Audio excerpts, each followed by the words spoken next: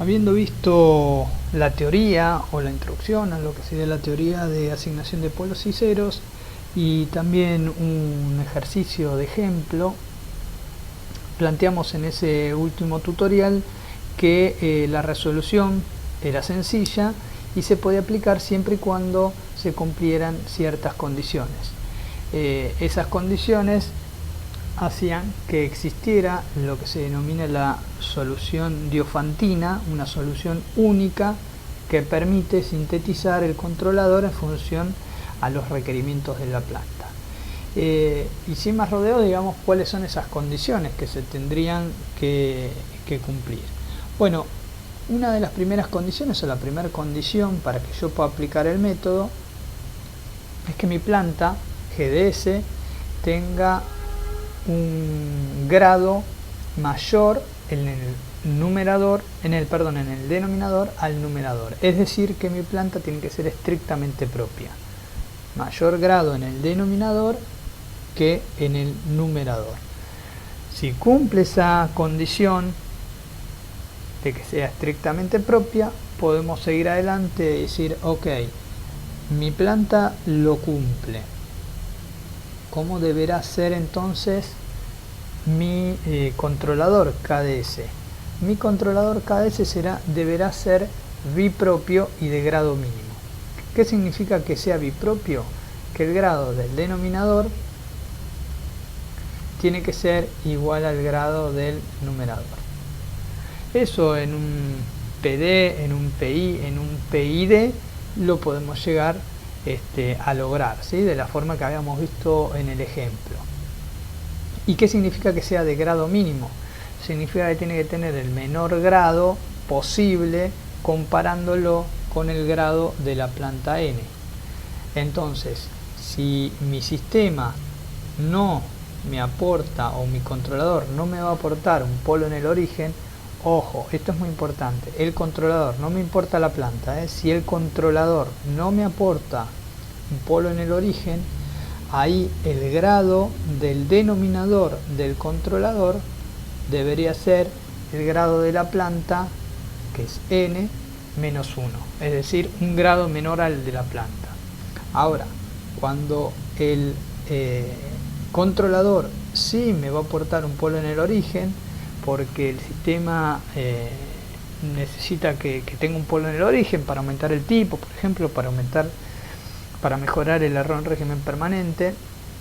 Bueno, en ese caso el denominador del controlador tendrá que tener un grado igual al de la planta, y esto es el grado n. Cumplidas las primeras dos condiciones, entonces vamos a lo que va a ser la tercera condición. Y la tercera condición se desprende de las dos primeras y dice, nosotros sabemos que la ecuación característica del sistema, que es el denominador de la función transferencia, es lo que nosotros denominamos ALC, ¿sí? El A a lazo cerrado. ¿Quién va a imponer el grado de ese polinomio que va a ser la ecuación característica? Recordemos que ese polinomio está compuesto por denominador del controlador por denominador de la planta más numerador del controlador por numerador de la planta. Pero como por la primera y segunda condición los sistemas tenían que ser estrictamente propio y bipropio, deducimos que el grado de la planta lo va a imponer esta multiplicación de polinomios, denominador del controlador por denominador de la planta. Entonces, basándonos en eso, acá estaría lo que sería la condición. Básicamente la condición, esa es la explicación de esta condición. El grado de mi ecuación característica debería ser, si el sistema no me aporta un polo en el origen, es decir, que estamos hablando de, por ejemplo, un PD o un P más D, ¿sí? Entonces, el grado de mi ALC va a tener que ser 2n menos 1. ¿Por qué? porque habíamos visto el grado del numerador, perdón, el grado del denominador del controlador era un grado menor al de la planta, o tenía que ser un grado menor al de la planta para el caso del P más D, es decir, n-1, y el grado del denominador de la planta era n. Entonces hacemos n-1 más n, me termina quedando 2n-1. ¿Qué pasa si yo sí aporto un polo en el origen? Que puede ser el caso del P más I o del P y D. Bueno, en ese caso habíamos visto que, ahí está, que cuando sí aportaba un polo en el origen, el denominador del controlador tenía que tener igual grado al denominador de la planta. De esta manera, el denominador del controlador es n, el denominador de la planta es n, n más n te da 2n. Así que ahí tendríamos lo que sería la tercera condición. Y existen dos condiciones más que no son menores, son condiciones que tiene que cumplir. La cuarta condición que se debe cumplir es que los polinomios denominadores tanto de la planta como del controlador deberán ser mónicos, es decir, que el coeficiente líder sea igual a 1. Fíjense, yo voy a ir al ejemplo inicial. Fíjense, el denominador de la planta,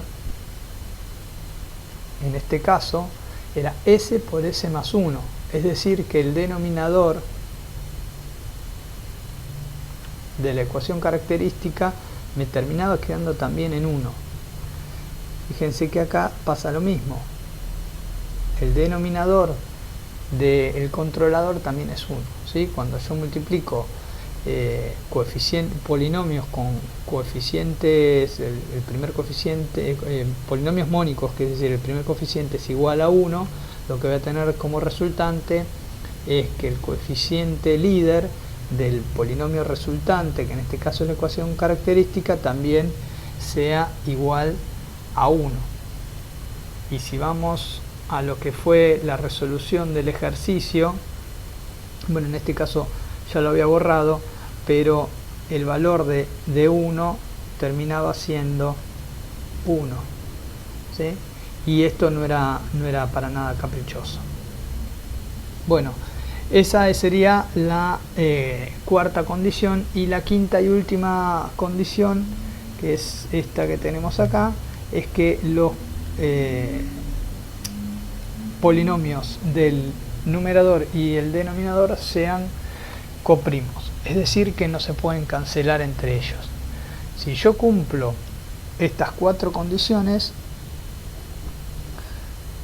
lo que voy a obtener como premio es poder aplicar el método de asignación de polos y ceros, que, como hemos visto en ese ejemplo, es tan sencillo de realizar, tan mecánico, y me permite sintetizar de una manera rápida y concreta un controlador en función de las características necesarias.